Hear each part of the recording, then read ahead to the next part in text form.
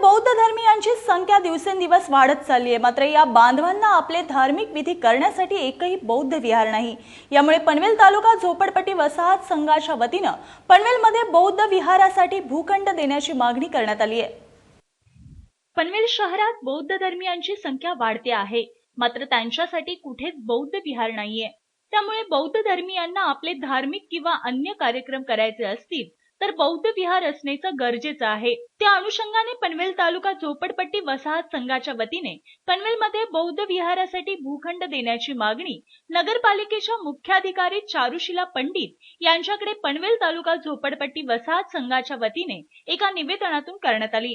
हे निवेदन चारुशीला पंडित यांच्याकडे सुपूर्द करताना यावेळी संघाचे सचिव रामदास धोत्रे, संतोष कीर्तीकर, भरत जाधव, मिलिंद सत्वे, बबलू साळुंके, तानाजी शिंदे, राघवेंद्र गुप्ता, संजय जाधव आदी मान्यवर उपस्थित होते।